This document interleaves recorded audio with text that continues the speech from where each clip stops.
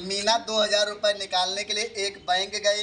उसने खजांची से 50 रुपये और 100 रुपये की नोट देने के लिए कहा। मीना ने कुल 25 नोट प्राप्त किए। तो ज्ञात कीजिए कि उसने 50 रुपये और 100 रुपये के कितने कितने नोट प्राप्त किए। माना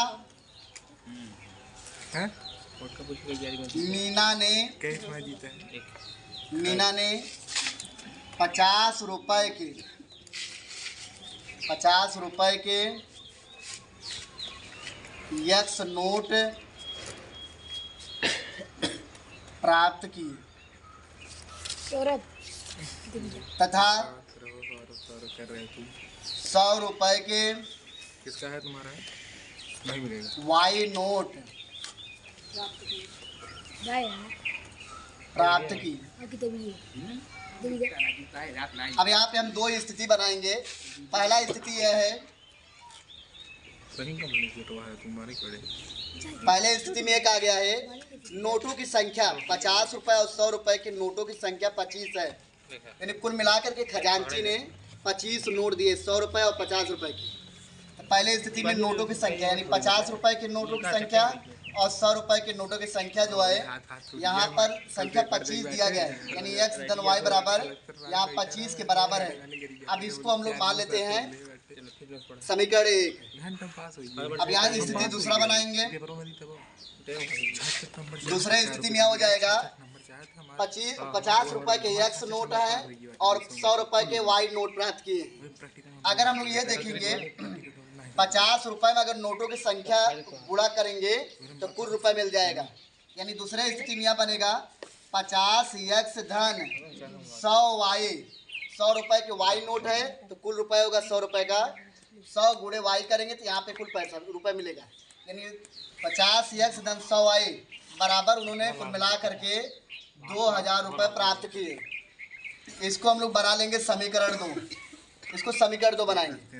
अब समीकरण 2 में कि दोनों पक्षों में अगर हम 50 से भाग कर देंगे तो हमको यहाँ पे यह जो है x और y के टर्म मिल जाएगी। तो समीकरण 2 के दोनों पक्षों में 50 से भाग देने पर 50 गुना 100 बराबर यहाँ पर आएगा 40। यहाँ पे इसको हम लोग समीकरण 2 बनाते हैं।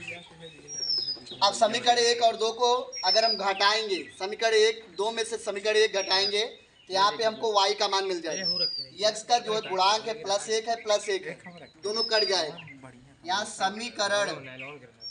समीकरण 2 में से समीकरण 1 को घटाने पर, अब समीकरण 2 में से समीकरण 1 को घटाएंगे, यहाँ पे हमको मिलेगा x धन 2y बराबर 40 आएगा और x धन y बराबर 25 आएगा।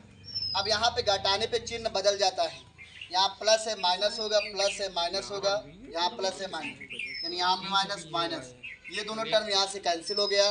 2y में से y घटाएंगे, यहाँ y आ जाएगा। 40 में से 25 घटा देंगे, यहाँ पे 15 आ जाएगा। यहाँ हम लोगों को मिल गया y की संख्या जो है 15 आया है। y यहाँ पे क्या है 100 रुपए के नोटों की संख्या, यानी 100 रुपए के नोटों की संख्या हमको मिल गया 15 नोट आ गया है। 100 रुपए के 15 नोट प्राप्त हुए हैं।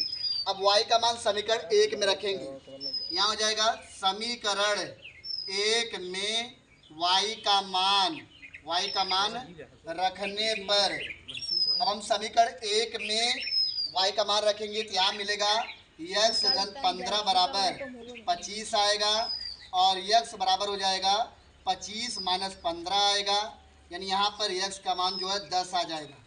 x का मान जो आया है वह 50 रुपए के नोटों की संख्या है। 50 रुपए के नोटों की संख्या, 50 रुपए के नोटों की संख्या जो है वो 10 आया है और 100 रुपए के नोटों की संख्या 15 आया है।